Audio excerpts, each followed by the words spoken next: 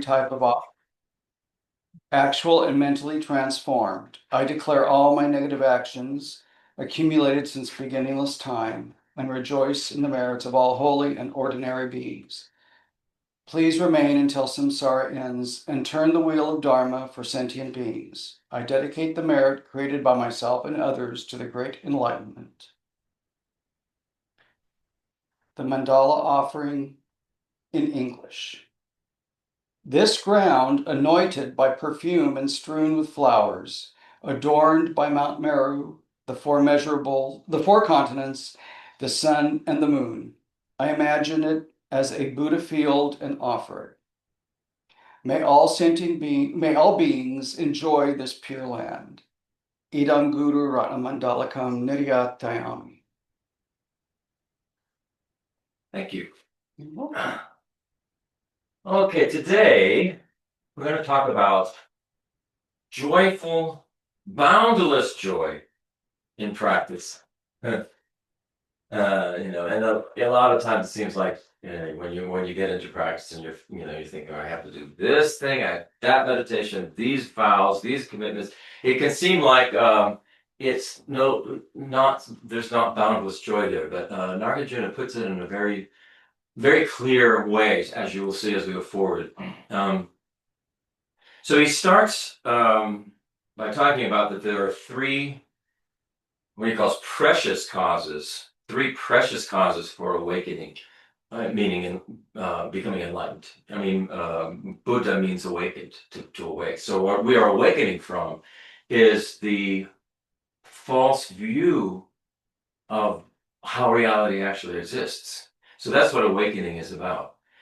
So there are three precious causes for that, and they are bodhichitta, wisdom, and compassion. So bodhichitta is this altruistic intention that we generate, that we are going to go all the way to enlightenment for the benefit of all sentient beings. And this is all sentient beings without exception. So it's a hugely positive motivation and intention. And Nagarjuna is saying that intention alone, just to hold that intention, creates tremendous positive potential within our continuum. So just starting there, we're already on the way, and we should realize how positive that is. Then the wisdom that they're talking about is the wisdom that is free from the two extremes of thinking things exist inherently, permanently, as from their own side, the way they appear to us, or then going to the extreme and saying, well, then if they don't exist that way, they don't exist at all. And you go to nihilism. So it's these two extremes of permanence and nihilism that we have to bring right into the middle, the Madhyamaka way, the Madhyamika Prasangika way, which is saying that things don't exist that way. Everything is a dependent arising. Everything dependently co-arises due to all interconnected conditions and causes. It's really huge, and this is where we're talking about when we talk about non-duality. This is the wisdom that we're trying to begin to understand conceptually, and eventually have a direct experiential realization of that, of what that wisdom is talking about. Then the third one is compassion, and this is developing a very deep responsiveness within us to suffering when it appears to us. And this is suffering. It's not just the ones we love, and it's not just the ones we care about, and it's not just humans, but any suffering that we see, we begin to develop a very deep wish, may you not suffer. It could be the tiniest ant, and we begin to feel a connection. So when we take all of these three, the wish to become enlightened for the benefit of all sentient beings, the work on understanding what actually is going on with reality, and then adding compassion to that, the wish that no being that we come in contact with, even our enemies, even the ones we think we hate, even the Hitlers, right? That they don't suffer. We have to use our wisdom to get there, to understand how everything is interconnected to us, as well as that we're connected to everything else. So those are the three causes that he says are about awakening. Bodhicitta, wisdom, compassion. And there's a quote here. The hearers and middling Buddhas arise from the excellent sages.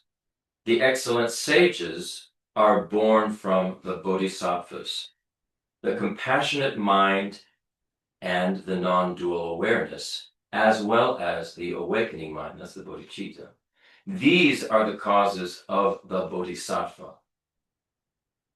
So we go back to those, the bodhicitta, the wisdom and compassion are the causes of becoming a bodhisattva, and then a bodhisattva is on the path to awakening for the benefit of all beings.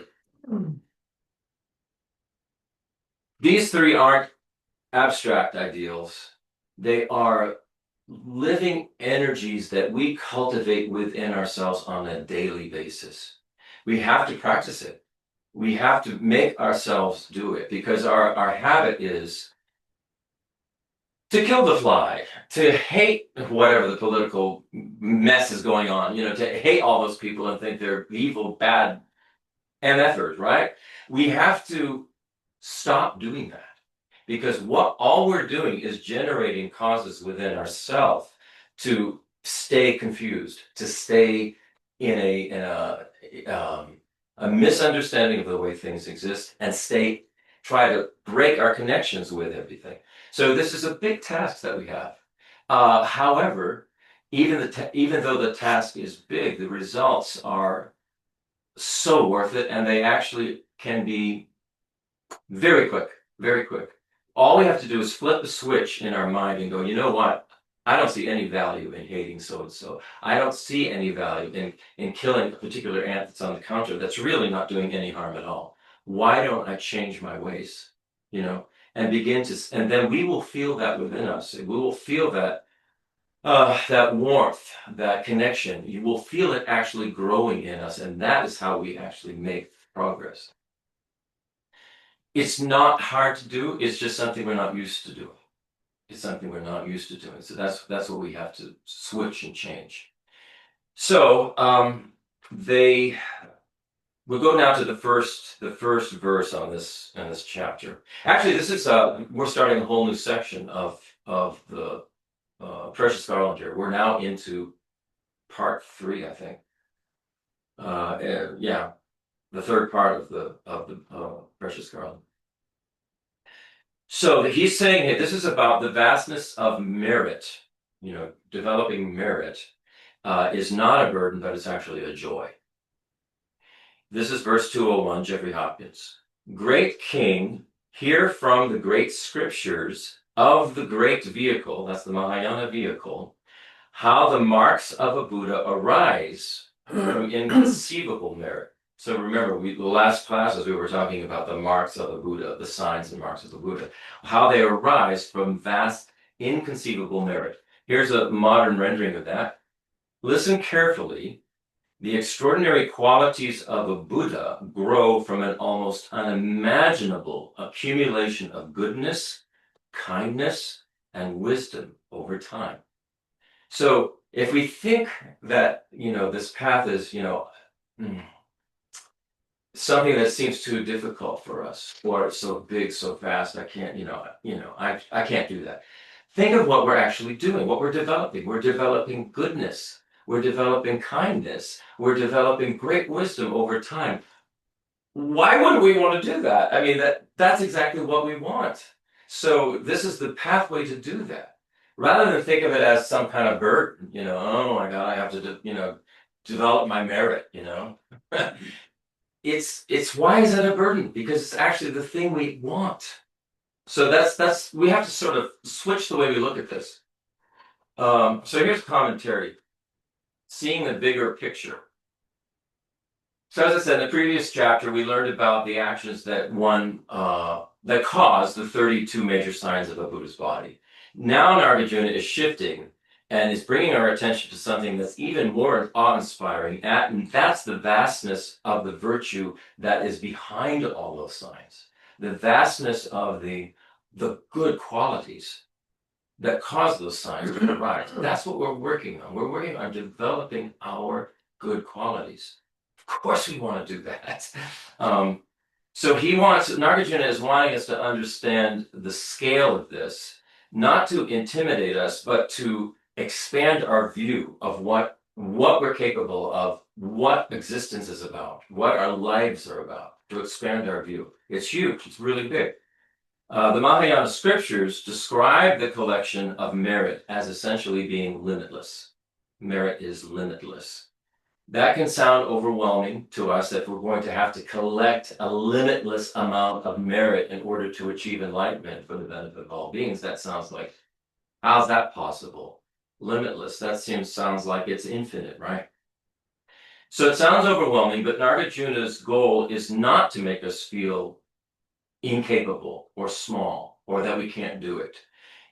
His goal is to help us see that every single small, sincere act of goodness that we engage in participates in something far bigger than we usually imagine.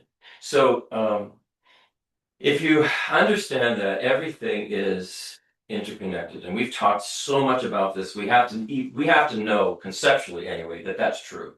That's true. Everything is interconnected. Everything is interdependent.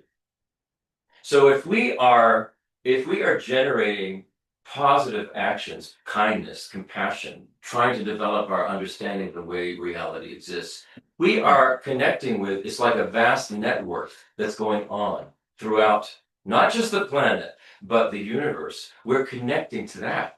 So we're drawing on, it's like, how do they describe it? It's like when there are these open source projects and people can put things into the open source project and the whole project benefits, right? Well, this is what this is like. As we enter this path and we start generating all of these positive qualities, the whole larger sphere of beings that are doing the same, they benefit from it as well, because everything is interconnected. And then we begin to hook into and tap into that same huge, vast, all that merit, all that goodness. We are hooking into that. So that's what Nagarjuna is wanting us, trying to have us understand, rather than think, oh, poor, pitiful, small me, how I'm going to generate all this merit. What we're doing is we're connecting ourselves to a much larger, beautiful system. So here's verses 202 and 203, Jeffrey Hopkins. The merit giving rise to all solitary realizers, to learners and non-learners, and all the merit of the transient world is measureless like the universe itself. Here's 203. Through such merit, 10 times extended, one hairpore of a Buddha is achieved. All the hairpores of a Buddha arise in just the same way. So that sounds like it sounds weird, right? So here's a modern rendering. All the goodness that leads to enlightenment for practitioners, and all the goodness found in the entire world is immeasurable. It's immeasurable. And yet, even multiplying that many times over produces only one tiny pore on a Buddha's body. Every detail arises from vast causes. So what we're wanting to understand, have a perspective here is like a cosmic perspective on goodness, a cosmic perspective on what is goodness. Nagarjuna is asking us to imagine gathering together every good action that has led people to spiritual realization, every kind deed that has created happy rebirths, and every noble intention in human history. To imagine gathering that all together. Now imagine multiplying that many times. And that's the amount of virtue needed for just one tiny physical feature of a Buddha. But what we're talking about is goodness. the path that we're on is a path of goodness. It's a very, very positive path, and it counteracts all of the anti-goodness. You know, things are separated. They're not connected. They're not interdependent. What we're doing as we get on this path is we are joining a huge, large force of goodness, and that's very important to remember. So this isn't meant to discourage us. It's meant to expand our appreciation of how profound kindness actually is. What a profound effect it can have. And this is from Kensur Jampa Tekchok, who wrote the commentary on this. And from his perspective, the point is, if even one small detail of enlightenment comes from vast goodness, then enlightenment itself must be rooted in an ocean of compassion. And don't we want to do that? I mean, the idea is, why would we turn away from that and say, well, that's just too big for me. I'm going to stick in my little schmuck life and, grasp after what I want and need and get pissed off at people I don't like. Well, because that's easier. Is it really easier? Does it make us feel better? Wouldn't it be better to join something much larger that's very, very positive? Wouldn't we feel better immediately? And wouldn't that have an immediate effect on us? I think that's the mindset that Nagarjuna is trying to have us appreciate. That means that every moment we choose kindness over indifference, patience over anger, or generosity over self-centeredness, we are contributing to something that is immense, vast, incredible goodness. We're contributing to that. So that is a really good way to think about it. So when you decide, you know what, I'm not going to kill the ant on the counter. By doing so, we're contributing to an immense project, you might say, the Buddha project of positive qualities. We're becoming part of that and contributing to it. And so that's a way to generate enthusiasm for the path we're on, rather than just go, oh, I can't do this. I can't do this. I'm just going to do what I know how to do. We know how to do what we do because we're so habituated to it. We're so habituated to self-grasping. We're so habituated to criticizing. We're so habituated to hating the people we don't like and needing the people we do like, and that we think it's difficult to turn that boat around and go into vast, immense, positive, wonderful waters, when it actually isn't. It's actually easier. It's immediately you feel the benefit of it. So it's about a mindset that Nagarjuna is trying to get us to adopt. So here's verses 204 and 205 from Jeffrey Hopkins. Through multiplying by 100 the merit which produces all the hair pores of a Buddha, one auspicious beauty is acquired.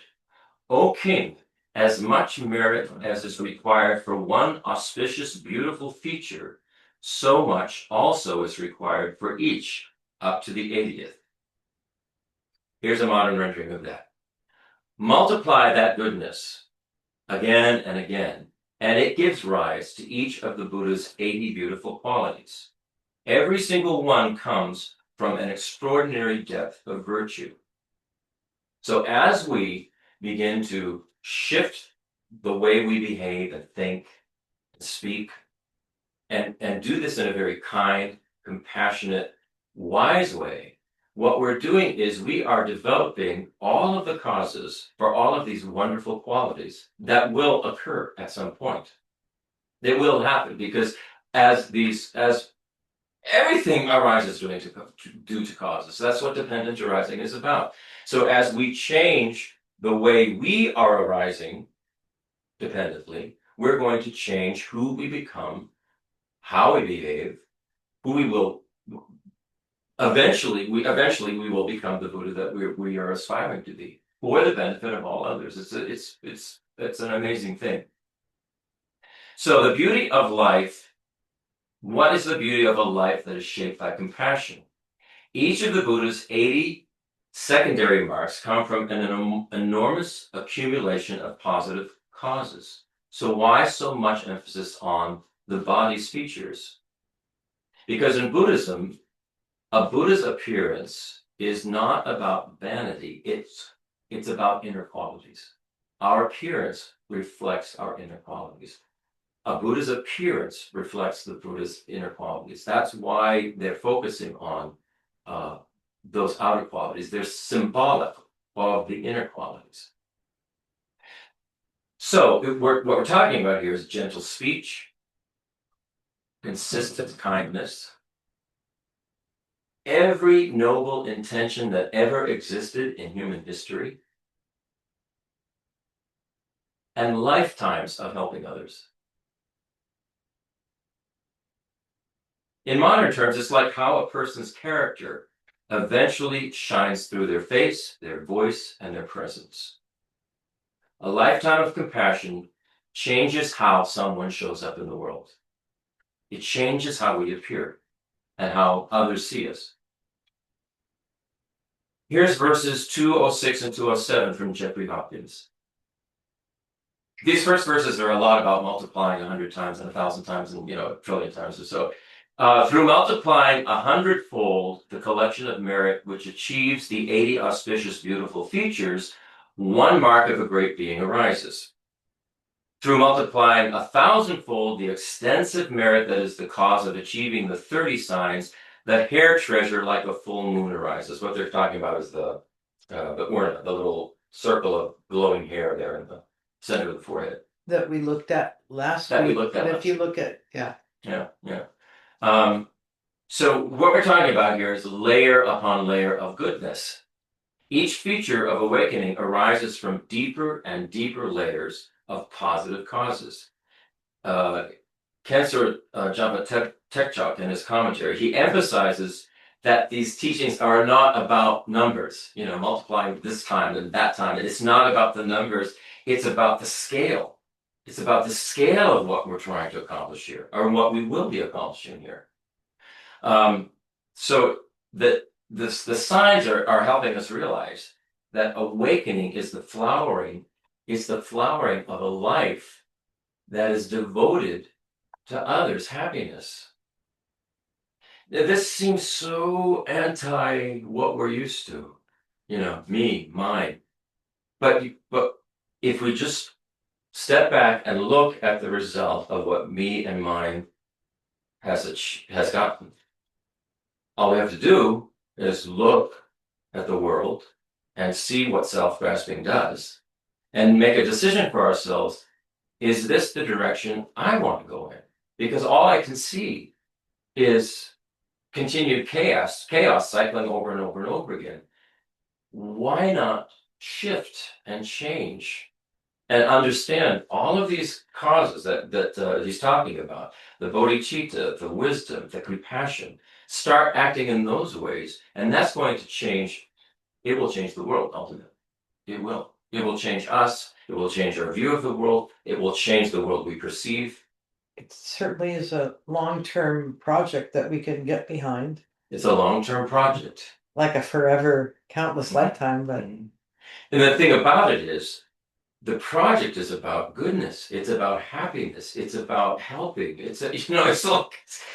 If any of you need this helps me think about it, so I'll share it because it's kind of a fun way to think about it.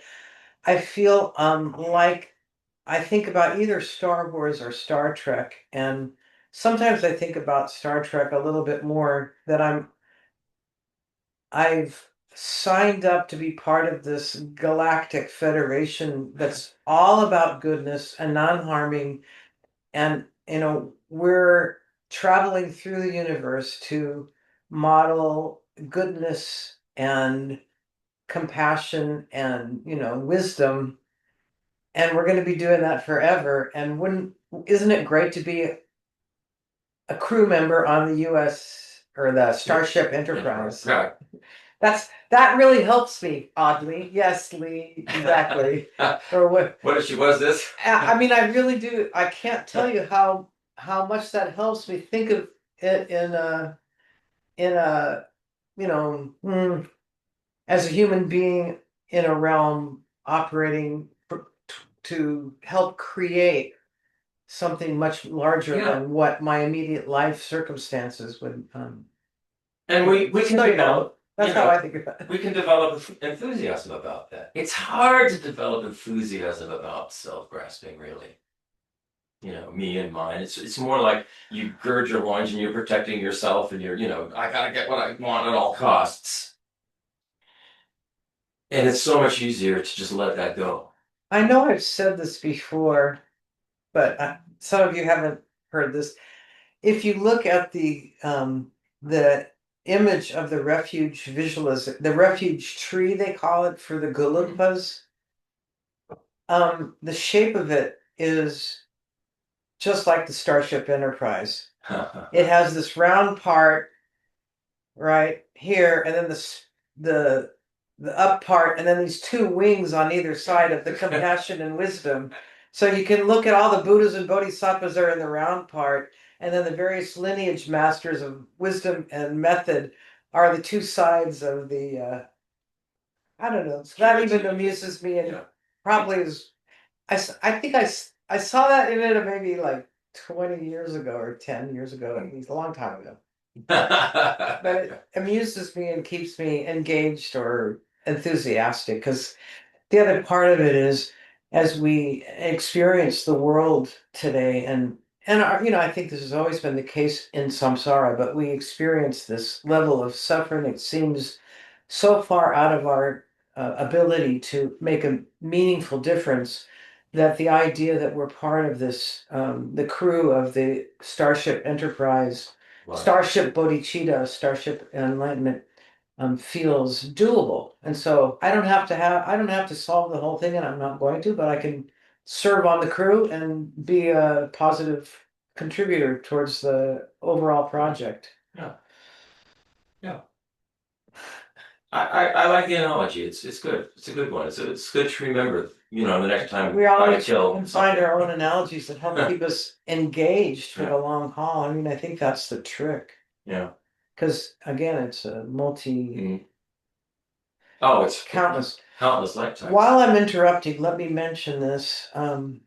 This coming Wednesday, in just a few days, is the new moon, and with that new moon is the beginning of the Tibetan New Year. They're on a lunar calendar. According to the Tibetan view of Buddhism, and anyway, the Tibetan view is that with this lunar New Year, for the 2 weeks between the new moon and the full moon, they call it merit multiplying time, because of the influence of the moon. Don't ask me how it works, but we all know the moon has an influence on our energies. Anything you do is amplified due to the influence of the moon on your energy system. And so it's encouraged to especially do meritorious deeds,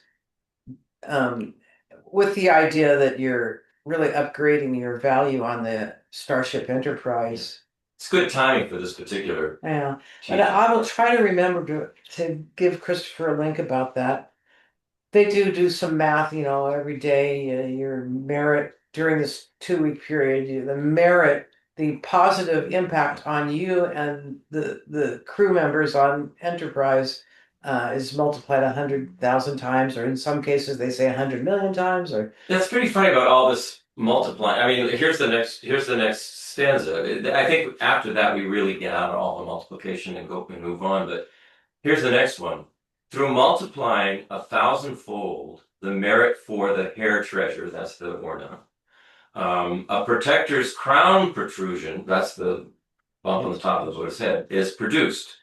Through increasing 10 million times 100,000, the merit for the crown protrusion there becomes the excellence producing the euphony of a Buddha's speech and its 60 qualities. So here's the modern rendering.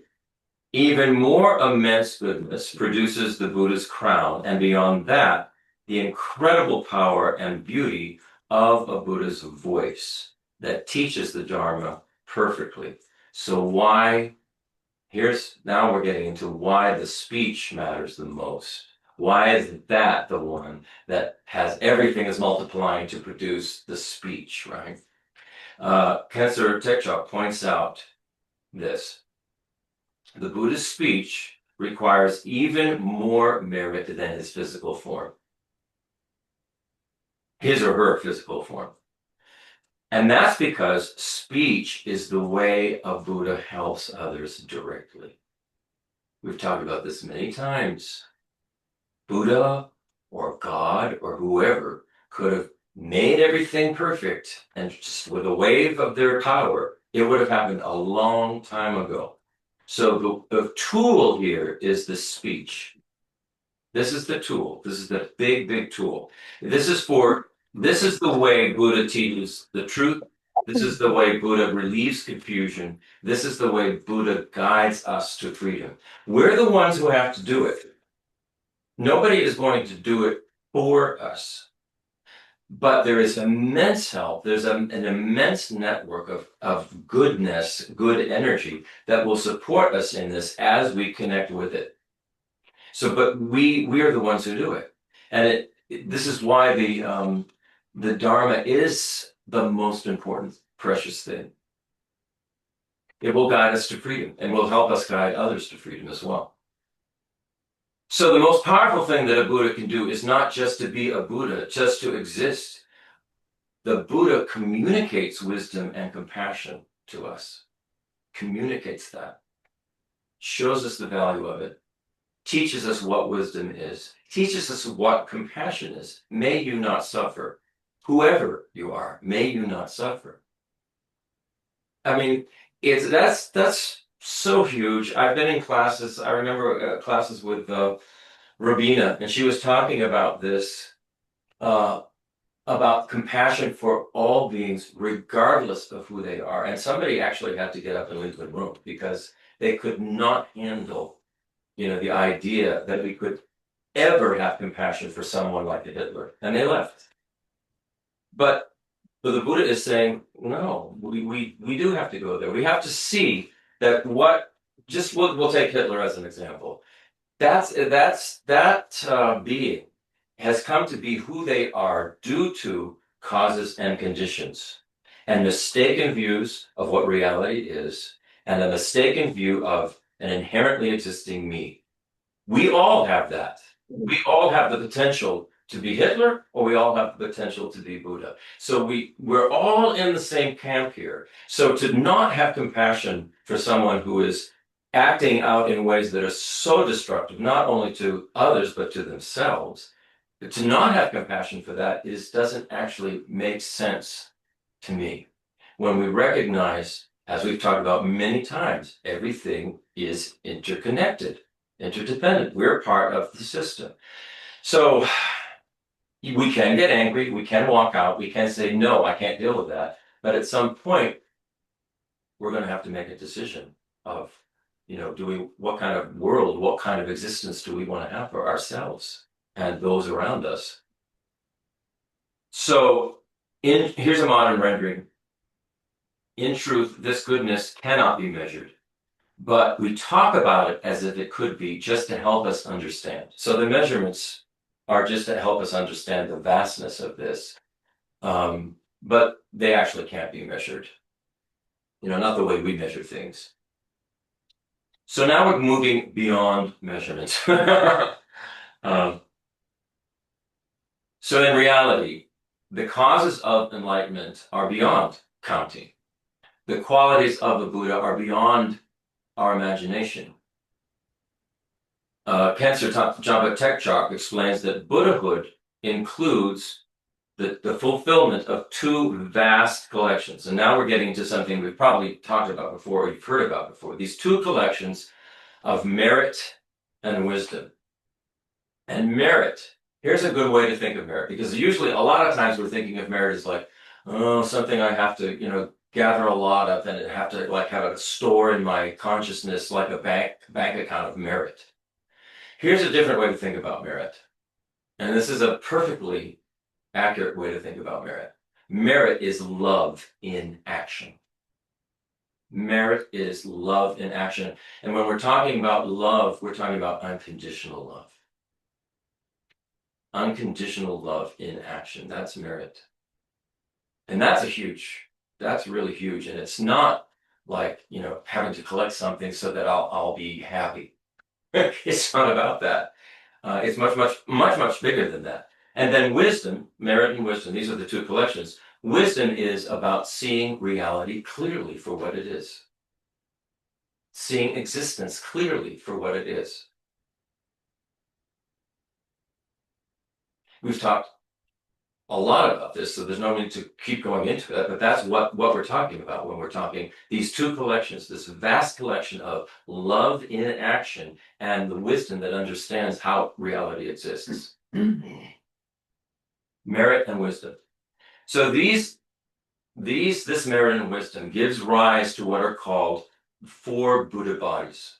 And we'll quickly go through these. There's what they call in English a truth body, an enjoyment body, an emanation body, and a nature body. When we go to these Sanskrit terms, we go, truth body is Dharmakaya.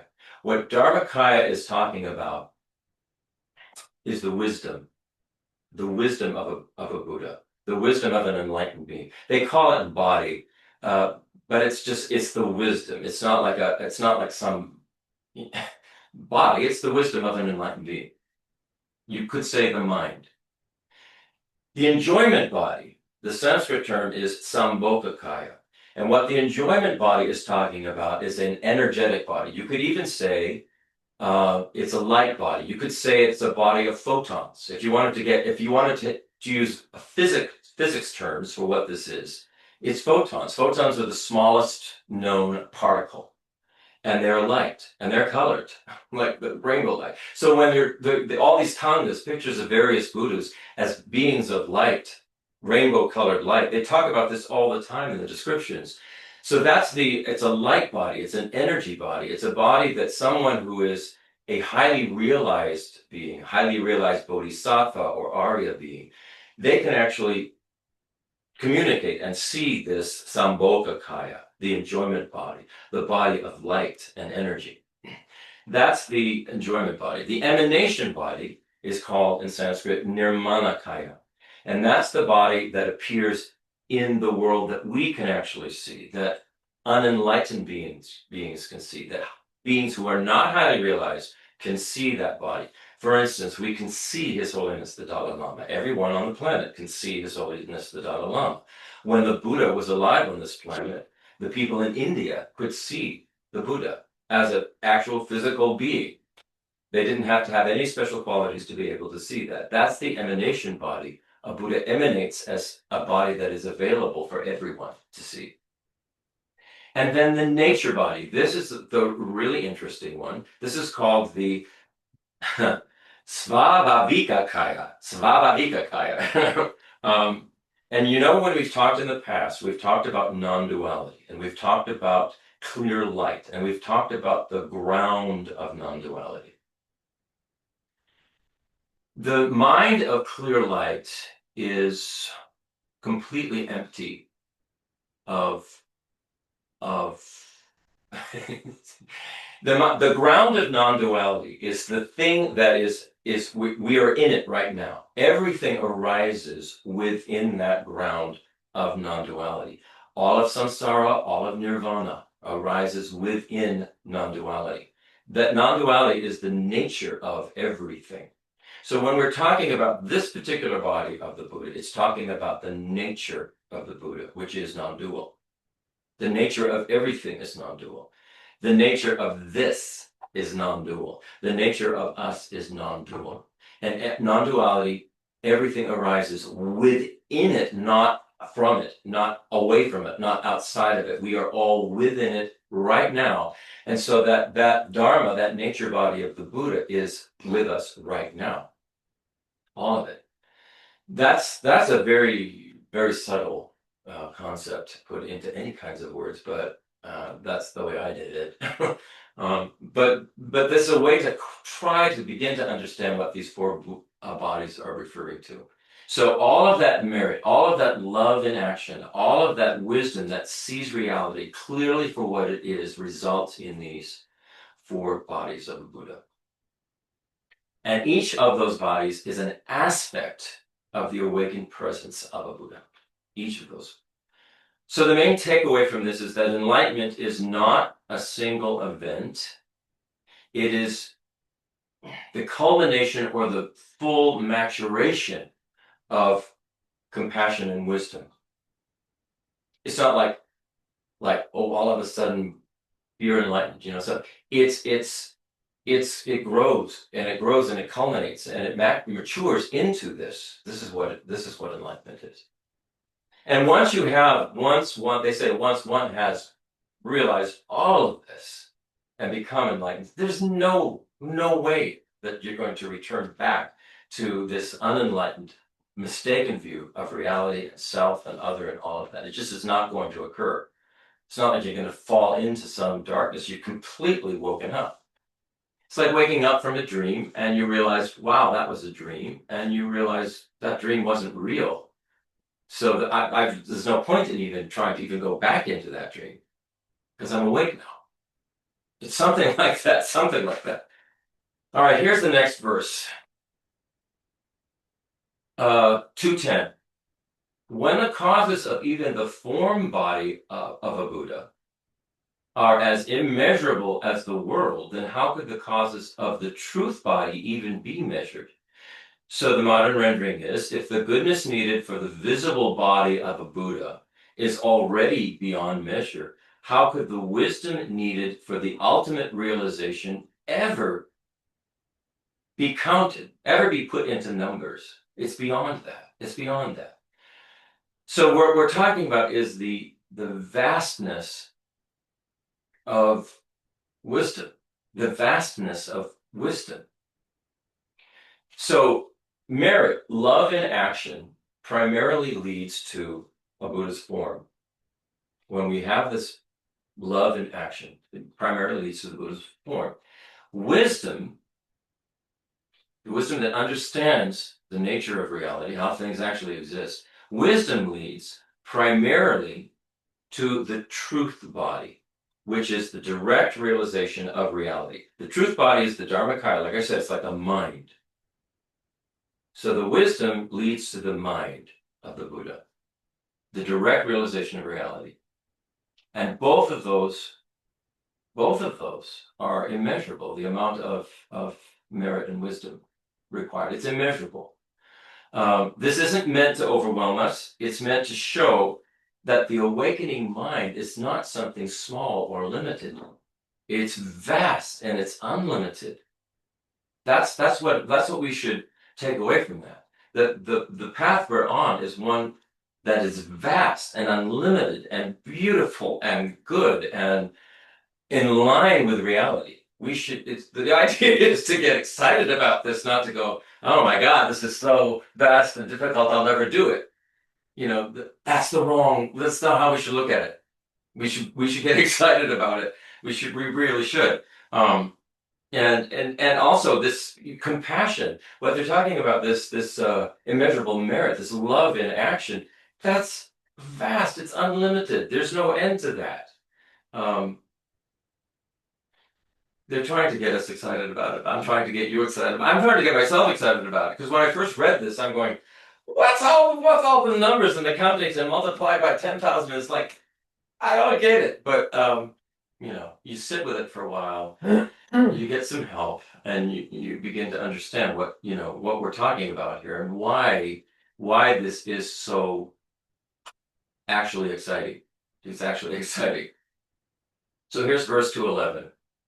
If the causes of all things are small, but they produce extensive effects, the thought that the measureless causes of Buddhahood have measurable effects should be eliminated.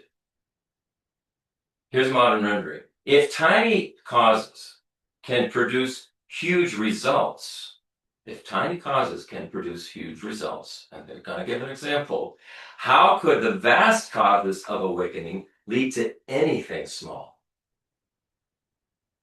If a tiny cause, so for instance, here's a tiny seed can become a huge tree. All right? A single word someone says to us can change our life, can change the direction of our life. These are small causes, but they have very large effects. So what about then the effect of a lifetime of compassion, a lifetime of wishing that no being could suffer and do everything we can to help them from not suffer in the ways that we can, Those are seeds, moment by moment, day by day by day, that lead to vast, unmeasurable results.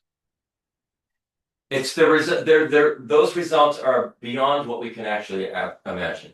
The results of something like that, which is so aligned with truth and reality, that the results are then aligned with truth and reality itself. It's huge. Kensor Jampa Tekchok reminds us, even if we have a moment of sincere faith in the Buddha, Dharma, and Sangha, that plants the causes for immense future happiness. Just the sincere faith. And how, the way I have developed faith, if you'd call it that, I think more like, I feel more like I have confidence, actually. And it comes down, for me, it comes down to logic. When I see the logic of these wisdom teachings in particular, the nature of reality in particular, when you get into it and you look at the logic behind it, then I develop really strong confidence in that. So then I feel like I can really have faith in, wow, this whole Buddha thing, the teachings that the Buddha delivered, the Dharma. I have faith in the Dharma. I have confidence in that because I've seen the logic. So it's not the kind of faith where you just close your eyes, cross your fingers, and go, yeah, please, I have faith. It's not like that at all.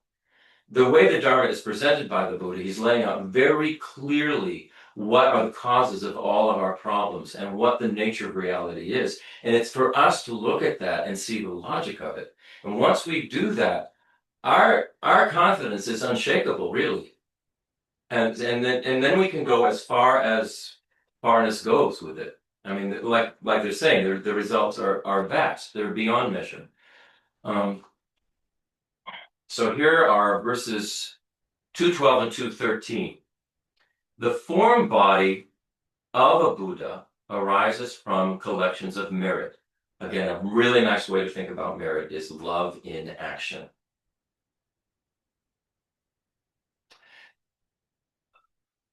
And also, merit and wisdom always go together. So it's love informed by wisdom in action. The form body of a Buddha arises from the collections of merit. The truth body, in brief, O king, arises from the collections of wisdom. So that's just what I was saying. We're talking about merit and wisdom coming together. These two collections are the causes of attaining Buddhahood. So in sum, always rely upon merit and wisdom, love in action, and understanding reality, how the nature of reality, how things actually exist, and that will inform and make love and action totally logical. We can put all of our confidence behind that because we understand the logic of it. We understand interdependence. We understand non-duality. Even if it's just conceptually, we understand it. We get it, and we realize, oh, there's no other logical choice but love and compassion and wisdom, informed by wisdom. So the modern rendering of this is loving actions build the Buddha's form, deep understanding builds wisdom of the Buddha, and both together bring full awakening. So this is about method and wisdom together. And here, oh boy, this was the part where I thought, I can never do this. I can never do this. I can't even talk about this in front of anybody. I don't know if any of you have ever looked into Buddhist debate, but they talk about things like syllogisms, uh, pervasions, counter-pervasions, all of these terms that when you or I hear them, we just go glassy-eyed and go, or very nice, very nice. I don't get it. So the commentary got into this. So Cancer Jampa Tekchok, it's actually one of his richest explanations in the commentary. He says all of practice can be grouped into two things: the collection of merit, which is kindness, generosity, ethics, patience, compassion, love. And then the collection of wisdom, which is understanding, emptiness, and dependent arising, coexisting. Emptiness and dependent arising go together. So those are the two collections, merit and wisdom. These two they must grow together. Otherwise, they will not make sense. So Cancer explains this through using a syllogism. A syllogism is a classic logical structure which can sound very technical at first. So let's just simplify it, and we won't go into all the details that he goes into, because I was going cross-eyed. So a traditional syllogism here means a structured way of understanding reality. So a syllogism works with, you have a subject, then you have a thesis based on the subject, then you have the reason. So here's, based on what we're talking about, the syllogism related to what we're talking about, here's the subject: the person and their mind-body complex. That's what we're talking about. We're talking about us. The person and the mind-body complex. Here's the thesis.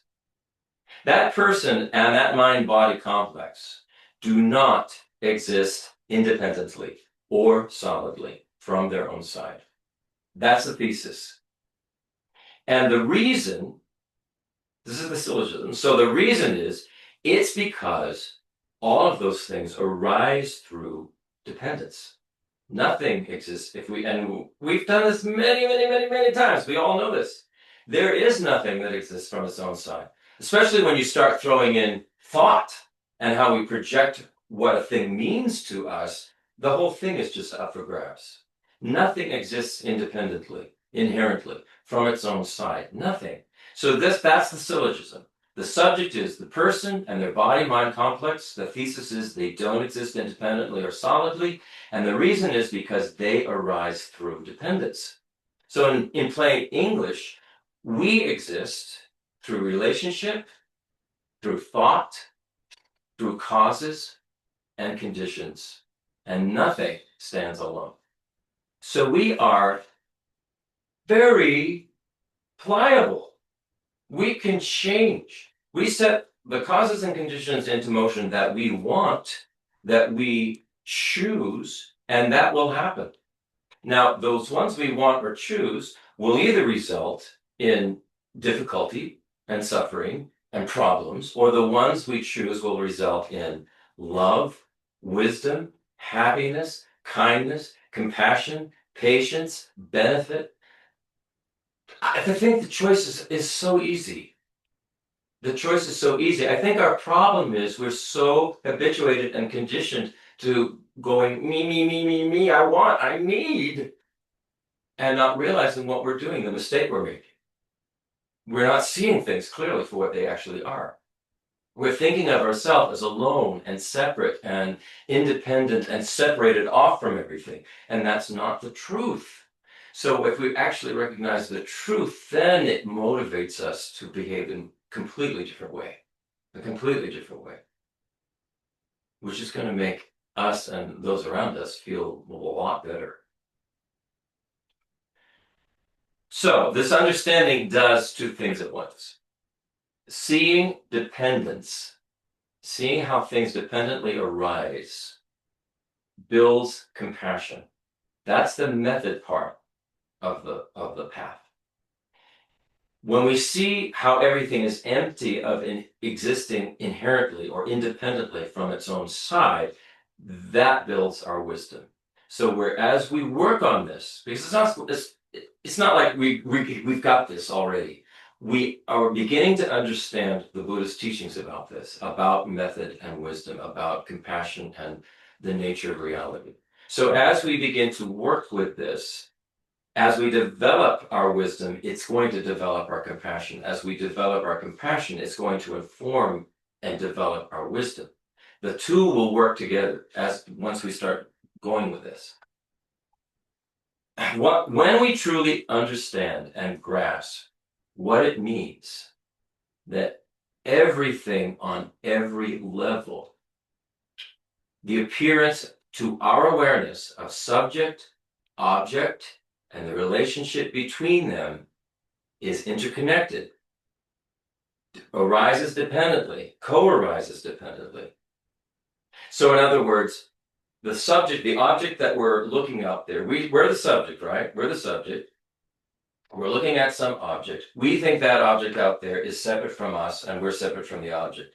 When we begin to realize that's not true at all, that object is appearing to a particular set of sense consciousnesses that doesn't appear to this in the same way to a different set of sense consciousnesses and has a completely different meaning to them than it does to me, we begin to realize, wow, this whole triad of subject, object, and the connection relationship between them has no inherent existence at all.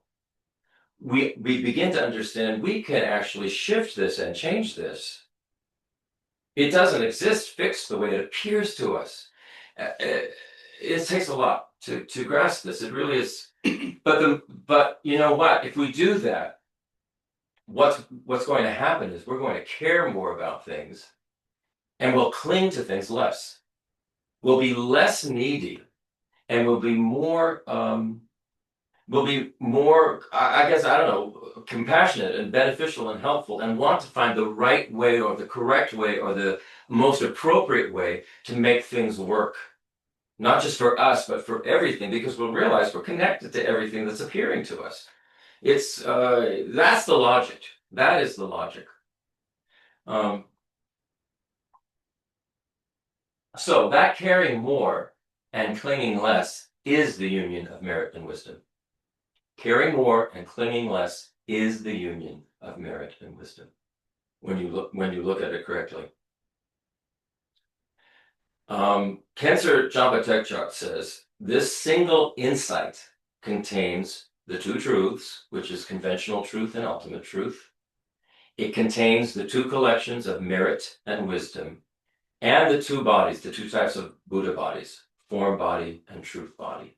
All of that is contained in those. And he's saying this is why the path works, why we can actually achieve this path and generate all of these good qualities and be of benefit to others, is because nothing is fixed. Nothing is fixed. Even if it appears to us to be that way, it's a mistaken appearance. And when we begin to understand what's actually going on, logically, we'll realize, wow, we can do this. We can do this. And we will want to do this. We will want to go all the way to awakening and enlightenment for the benefit of all, because we're connected to all of it. But I don't know. It's logical, but it's really difficult for us. I mean, the thing that I'm noticing in myself, which others may notice, is like a sense of doubt about me really being able to change that much. You know. I know. It's because we really believe the appearances. We've been believing these appearances, at least, even if there aren't past lives, at least since the time we came out of the womb, right? We believe that I'm here, mommy, daddy there, bottle here, and and we think of it's all, all separate things. But when we look at the logic, and I've said this many times, you bring current physics into it and you will see the logic. You will actually see Buddha's logic here. That there is no inherently existing anything, that you'll take anything you're looking at right now, and there is no inherently existing that thing. That thing is arising due to so many different causes and conditions, the greatest of which is how we are thinking about it and projecting the meaning onto it, the meaning that we give to it. All we have to do, for instance, say with Hitler, I'm just going to use Hitler now because he's dead and gone. All we have to do is say with Hitler is change the way we think about who Hitler is, what caused Hitler to be the way he is, develop some compassion and understanding of interconnectedness, and go, wow, I would love to help that person. You know, I would love to help that person change and become better and become a Buddha. And all of the people, and well, you have to take into account then also karma. All of the people who have been harmed because of Hitler, they had that was their karmic appearance. This is also logic. But it takes some looking at as well. But nothing occurs to us in our life that is not our karmic appearance. It is a result of how we have thought and spoken and behaved in the past. And that comes back to us in results similar to the cause. So when you take a situation such as, this is where the person walked out of the room on Rabina. When you take the situation such as a Hitler or the Nazi, the regime, and what they did to countless, numbers of people, millions of people, and then you go, or there's karma, there's huge karma involved here. That's a karmic appearance for all of those beings. And there should be nothing but compassion and love and the wish to benefit all of them. And this is when this person walked out of the room. He could not take that step because the locked in, no, that thing, that monster inherently exists or inherently existed, and I cannot look on that monster with love or compassion or anything like that. And you know what that's saying? And we don't realize it. But when we are like that, we're saying that's the same for us.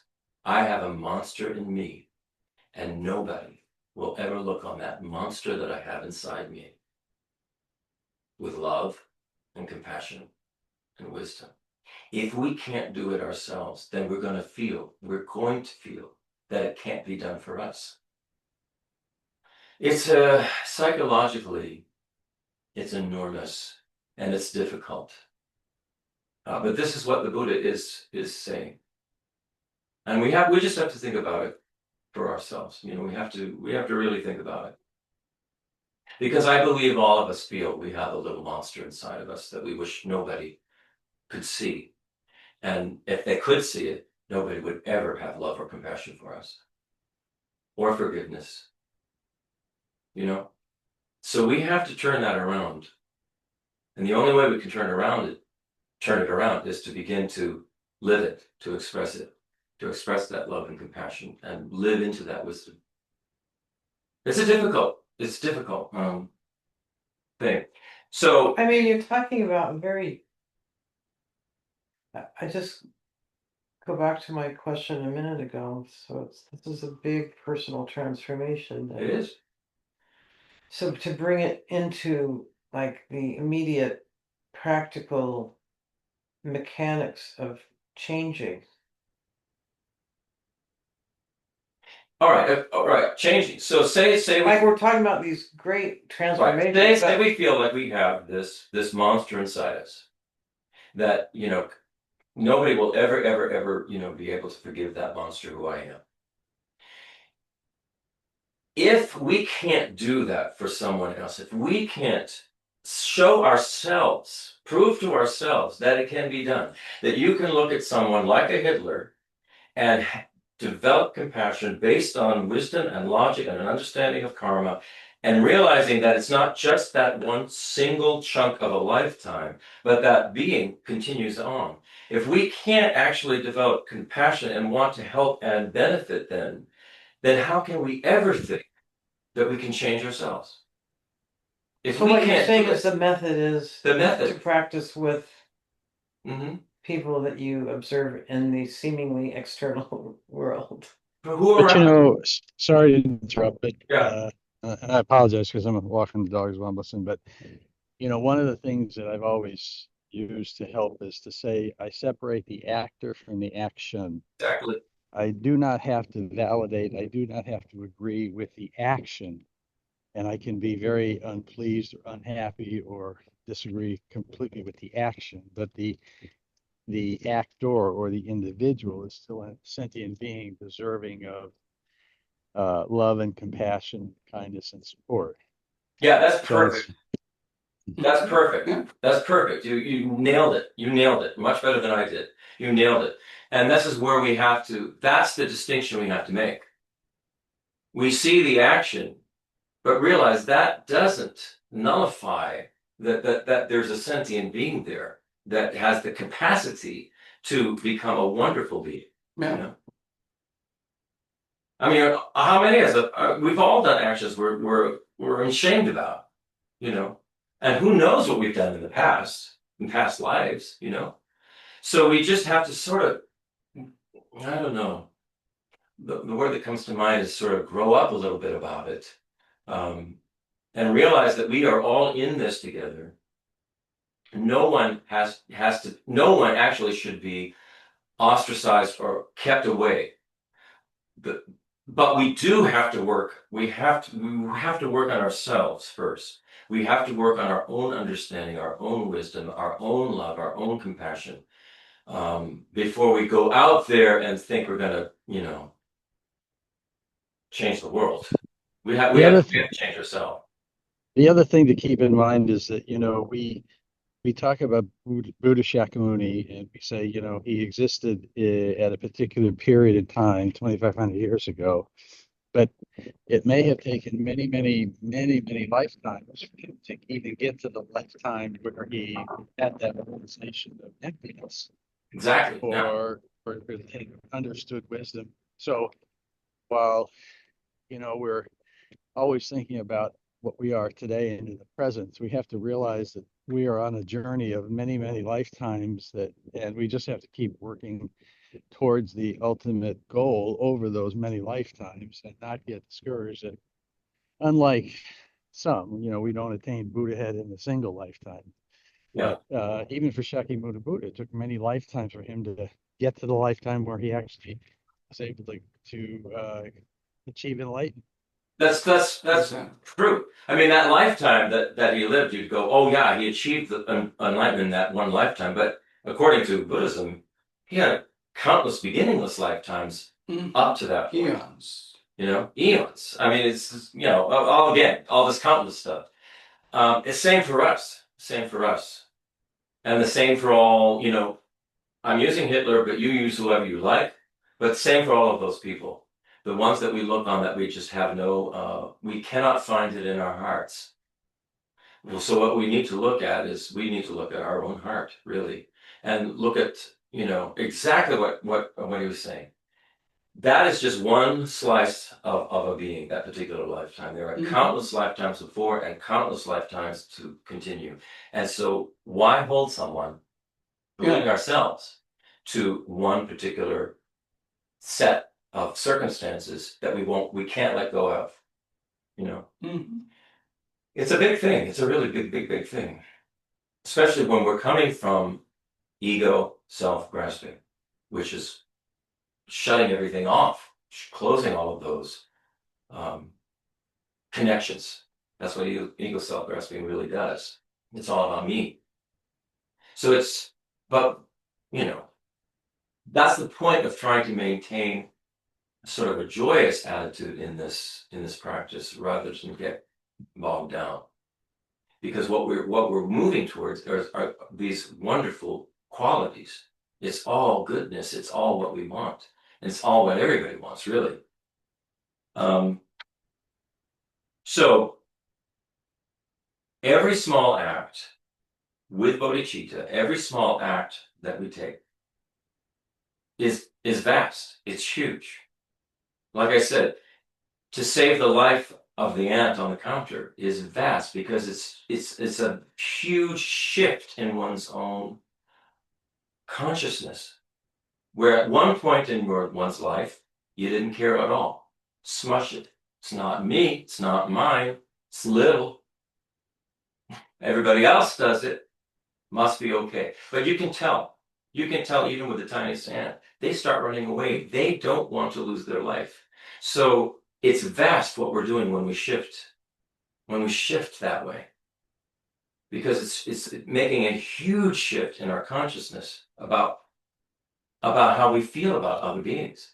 I remember Geshe Dakpa talking about how he would sit there and he would pick the whatever the off his robe? Off of his robe in his cottage Mhm. in Dharmasala. And I remember starting to do that in my apartment if I would see a cockroach. And I'm picking it up with my hand and opening the front door and throwing them out. I did the same thing. You know, and I remember starting to do that and thinking, okay, this isn't so bad. Yeah. You know, I don't have to put those glue traps out to, you know, get their little bodies and throw the whole thing in the trash. You know, even if there's there are dangerous animals, there are dangerous creatures, but it doesn't mean we still can't look upon them with. It's like with the wasps. You know, if you have people coming in and out of your house, you don't want the wasp nest right there by the front door, so it can attack everybody and someone has a serious. Except for we have one and they don't attack anybody. Well,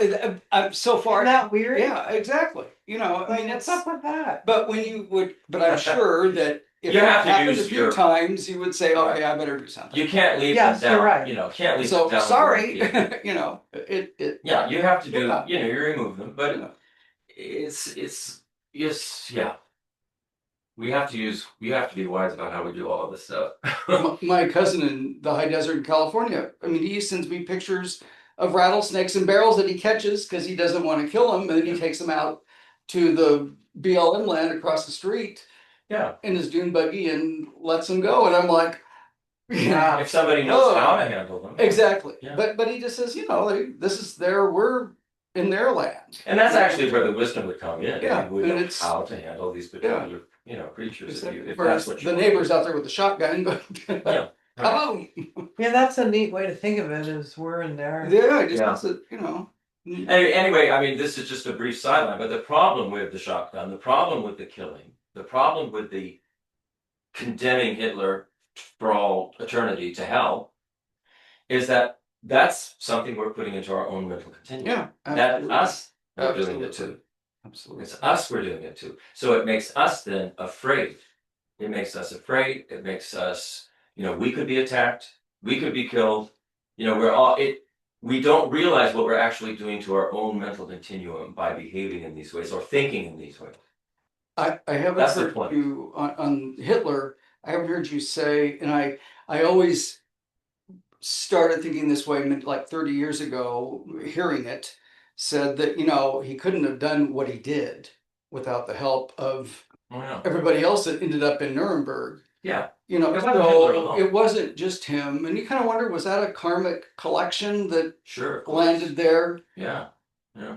I remember what my mother, when she was a little girl, that was during World War II, and she said nobody around her thought this, but she thought, you know what, I should pray for Hitler. I should pray for him because he needs help.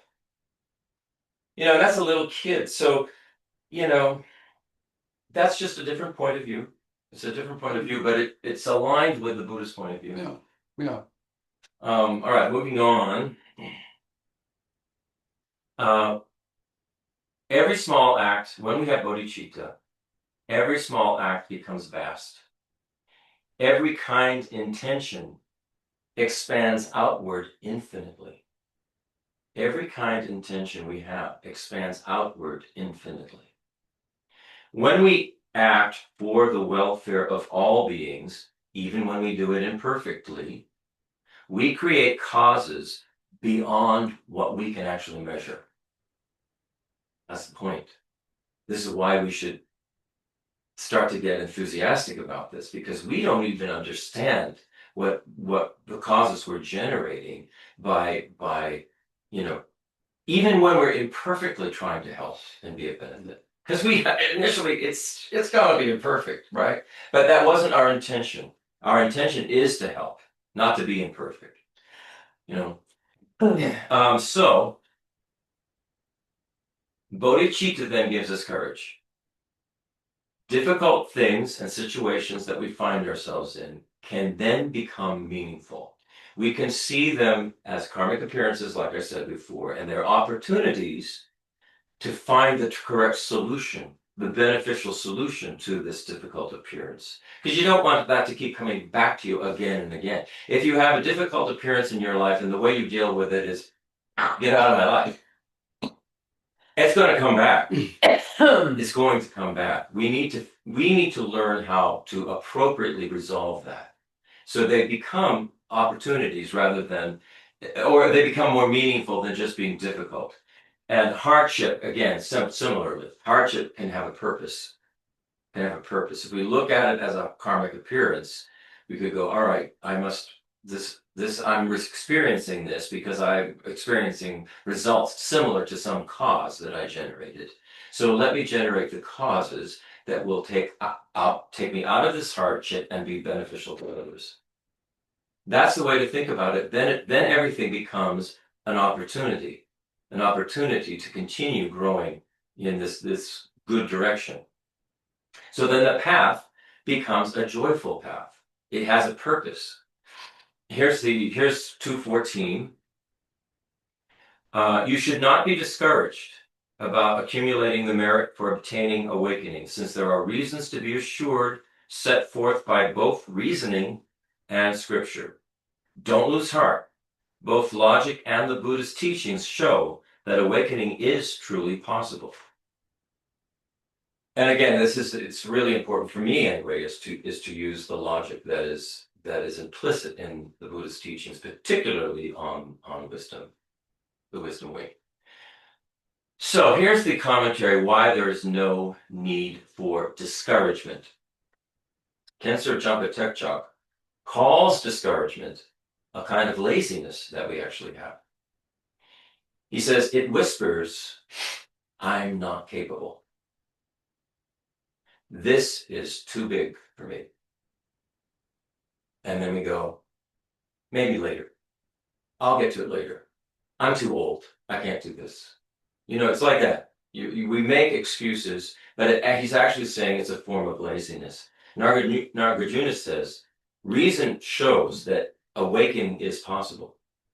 And we can see in little steps as we go, as we see ourselves change, we'll go, hey, wow, look at that. I'm changing. I guess awakening actually is possible. If I keep going in this direction, maybe that's just going to happen. It starts out little like that, but the confidence develops. Scripture will confirm it, of course, and there are many methods that exist to help us accumulate merit quickly. One of them being is the 7 limb practice that uses the bodhisattva mantras. That is one of the first methods that was taught to Kavita and I by Geshe Dorkpa, and I use it constantly. It's the practice I do the most still. So even small efforts matter. Here's verse 2:15, 2:16. In all directions, space, earth, water, fire, and wind are immeasurable. So too, it is acknowledged that the dukkha, the suffering of sentient beings, is immeasurable. Through a bodhisattva's love and compassion, those countless sentient beings are led out of their dukkha, their suffering, and definitely brought to Buddhahood. So the modern rendering is, just as the elements stretch endlessly in every direction, so does suffering. And just as vast is the compassion that works to free every being from it. So rather than focus on how vast suffering is, the focus could be on how vast compassion is, and how that vast compassion can bring sentient beings out of their suffering. So this is the scale of compassion that we're talking about. There are countless beings. There is limitless suffering. And right now, we have the rare chance in this lifetime, the opportunity to learn and practice. If awakening were impossible, then the Buddhists wouldn't even guide us toward it. There wouldn't be a path if it was impossible. But they do, and they do so constantly. His Holiness, I mean, he says this over and over, never give up, don't give up, don't give up. Geshe Nima says to us, says to Kabir and I, never give up, don't give up, keep going, keep going. This is their message, because that's what we have to do. We keep moving in that direction. Rabina says it. Keep trucking, keep moving in that direction, and you will begin to change. You will begin to see those differences. So, if awakening were impossible, Buddhists wouldn't guide us toward it, but they do so constantly. That is not discouraging. That is incredibly fortunate.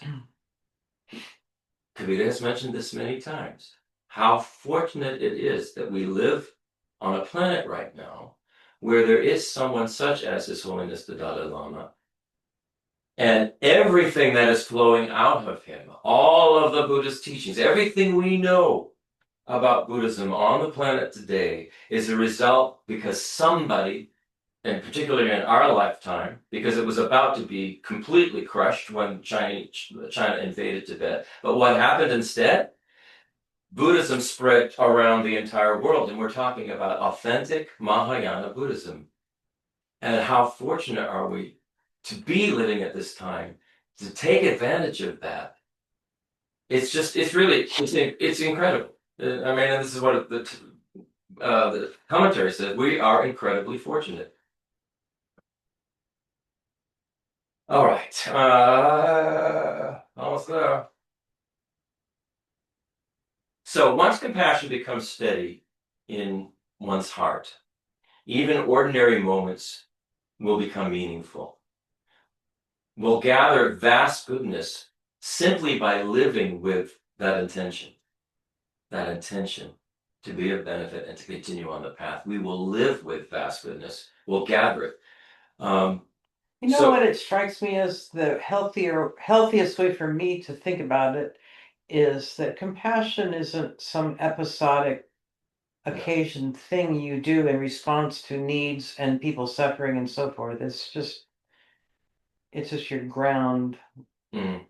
Everything you do is compassion. It's all about compassion. Yeah. So any action we take, we think, how is this benefiting? Yeah, I think it just gets to be so habitual that you're not even thinking. You're just, that's just how you are. Yeah. As opposed to your default being now I'm going into mode. Cancer Tedchok says that he's talking about the stages of bodhicitta. He says at first it comes and goes and it feels fragile, our bodhicitta. He says, but with practice it becomes stable and eventually it becomes spontaneous.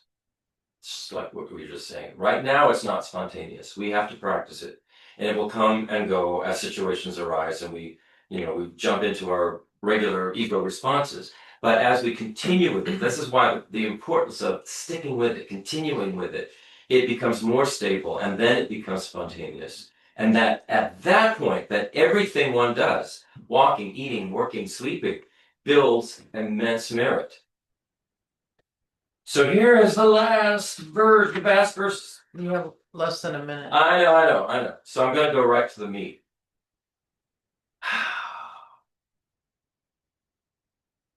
Just thinking of helping all beings, even for a moment, includes infinite qualities of awakening.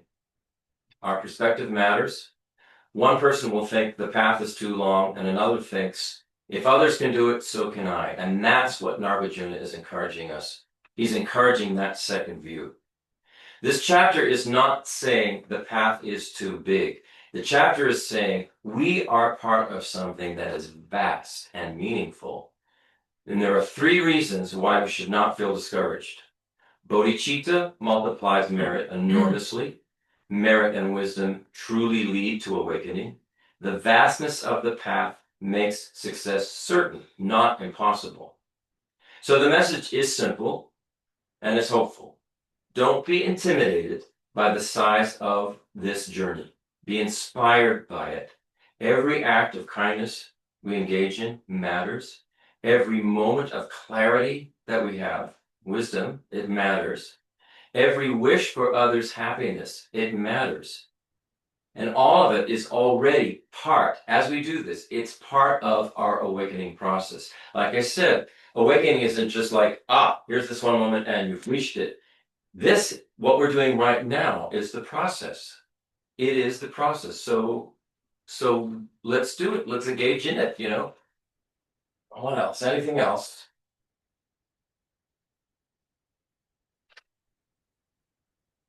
Anything else? No.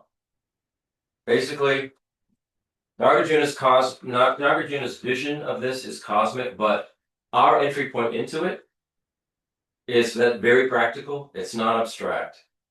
You know, it's about human. It's very human. It's about hope. It's about courage. And it's about the sense that our own lives can participate in something that is immensely and immeasurably meaningful and wonderful. And that's what we should walk away with, thinking about the Buddhist practice. Okay. Boom. Go ahead. Take it away, Don. Prayer for the long life of His Holiness. In the snowy mountain paradise, you are the source of all goodness and happiness. Powerful Tenzin Gyatso Chenrezig, may you stay until samsara ends. Final dedication. In all my lives, may I not be separated from true lamas, and to so enjoy the splendor of Dharma, fully perfecting the virtues of levels and paths. May I speedily attain the state of Vajradhara. Thank you. Amen. Hallelujah. Here we go. Joyous effort on the path. Now get out there and knock them dead. That's only it's only In a compassionate. and in a passionate way, knock them dead. Thank you guys. Thank you. It's our pleasure.